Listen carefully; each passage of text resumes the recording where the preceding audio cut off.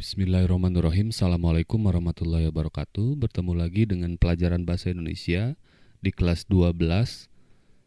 Pada pertemuan kali ini kita akan membahas materi yang baru setelah sebelumnya kita membahas terkait surat lamaran pekerjaan dan teks cerita sejarah atau cerita sejarah.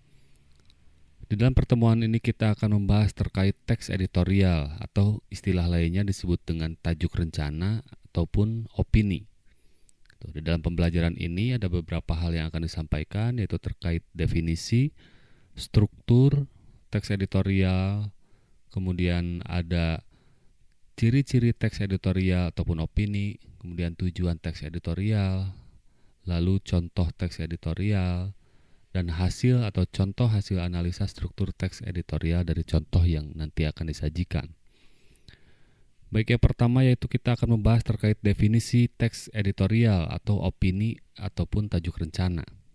Jadi editorial, opini, dan tajuk rencana itu adalah sama-sama saja, yaitu terkait sebuah tulisan di dalam sebuah koran yang disimpan di pojok tertentu, yaitu terkait pandangan atau pendapat dari penerbit.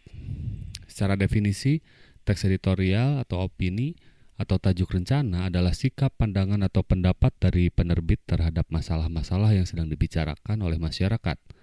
Opini berisi pendapat dan sikap resmi suatu media sebagai institusi penerbitan terhadap persoalan yang aktual, fenomenal, ataupun kontroversial yang sedang terjadi di masyarakat.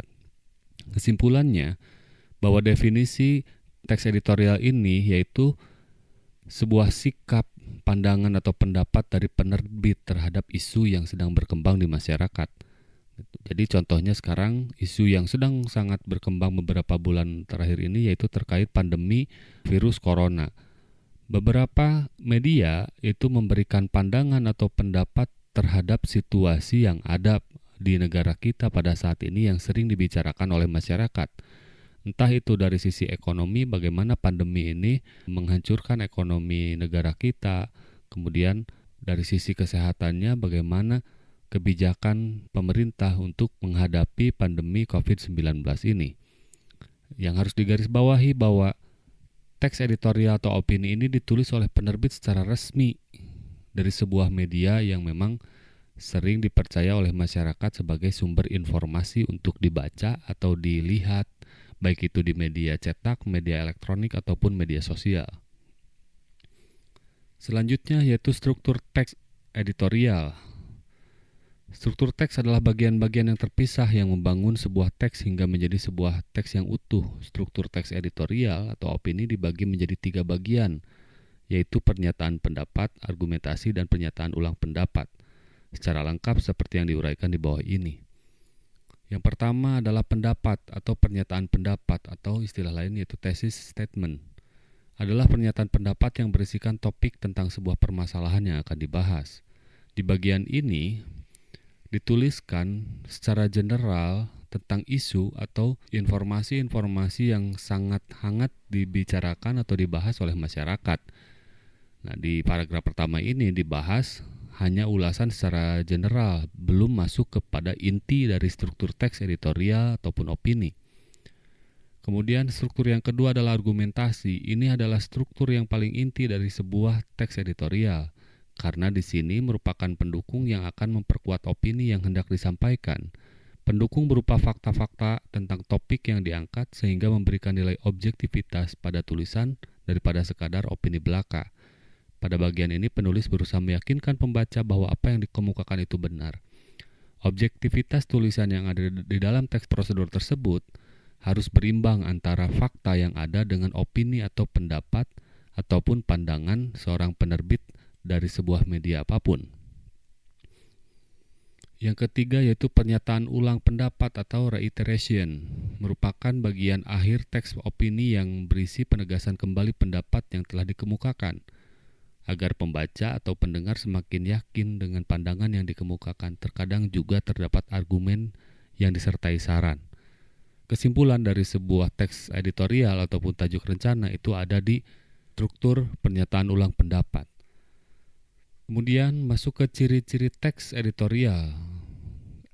Agar kalian dapat membedakan antara teks editorial dengan jenis teks lainnya, maka salah satu yang harus Anda ketahui adalah ciri-ciri teksnya, di mana ciri-cirinya adalah sebagai berikut.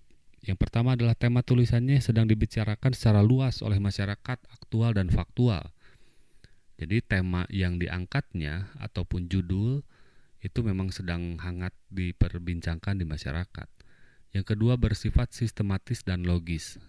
Sistematis itu informasi yang ada di dalam teks editorial tersebut tersistem dari pertama mengapa harus dibicarakan, faktanya apa, kemudian opininya seperti apa.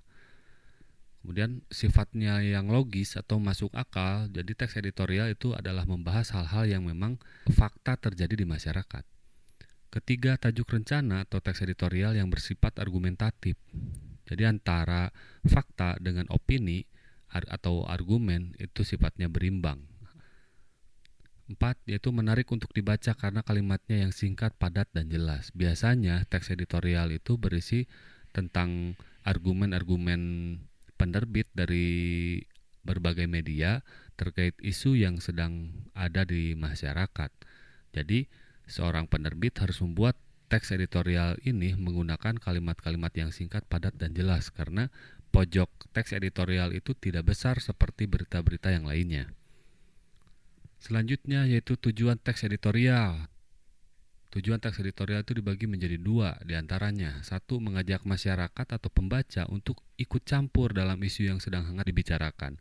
Maksudnya bahwa masyarakat juga memiliki peran terhadap situasi yang ada di masyarakat, yaitu untuk memberikan argumen atau tanggapan ataupun opini terhadap isu yang sedang berkembang. Yang kedua adalah memberikan pandangan kepada masyarakat terhadap isu yang sedang berkembang. Memberikan informasi berupa pandangan kepada masyarakat bagian dari memberikan pencerdasan kepada masyarakat terhadap isu atau informasi yang memang terlambat sampai ke masyarakat tingkat bawah. Selanjutnya yaitu contoh teks editorial. Di sini adalah salah satu teks editorial, bisa kalian baca terlebih dahulu. Terdiri dari 6 kalimat, di mana hasil analisa atau contoh analisa struktur teks editorialnya sebagai berikut. Yang pertama, opini penulis, yaitu opini atau pendapat adalah pikiran, pendirian seseorang. Umumnya kalimat yang mengandung opini menggunakan kata mesti, mungkin, barangkali, bisa jadi, selain, seperti, dan lain sebagainya.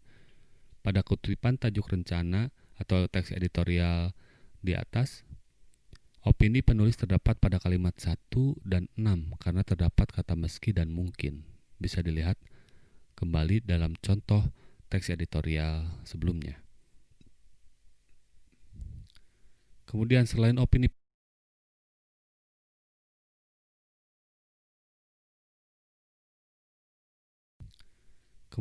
opini penulis ada kalimat fakta. Fakta juga dapat diartikan sebagai sesuatu yang benar-benar ada atau terjadi. Fakta juga dapat berupa angka-angka yang menunjukkan suatu kepastian atau suatu data. Fakta yang terdapat dalam tajuk rencana yang sebelumnya ditampilkan terdapat pada kalimat nomor 2 dan nomor 4 karena melibatkan angka dan kepastian sesuai dengan fakta yang terjadi. Bisa dilihat dari contoh teks editorial sebelumnya di kalimat nomor 2, kemudian nomor 4. Baik, demikian sebagian dari materi teks editorial yang disampaikan. Untuk nanti ada sebuah pembahasan yaitu terkait kaidah kebahasaan teks editorial yang membutuhkan waktu berbeda dari pembahasan hari ini. Semoga kalian cukup mengerti terhadap materi ini. Yang sebelumnya diberikan tugas yaitu untuk mencari teks editorial untuk kemudian dituliskan di dalam Google Form, yaitu berupa judul dan harian yang mengeluarkan teks editorialnya. Bapak berikan waktu 1 minggu dari pertama itu dipublis untuk kalian segera mengumpulkan teks editorialnya, untuk kemudian nanti Bapak akan menugaskan dari teks editorial yang kalian miliki. Terima kasih atas perhatiannya. Semoga kita selalu dalam perlindungan Allah Subhanahu wa Ta'ala, Tuhan yang Maha Kuasa. Selalu diberikan kesehatan. Semoga kita segera dipertemukan di dalam pembelajaran tatap muka seperti normal kembali. Akhir kata, Assalamualaikum warahmatullahi wabarakatuh.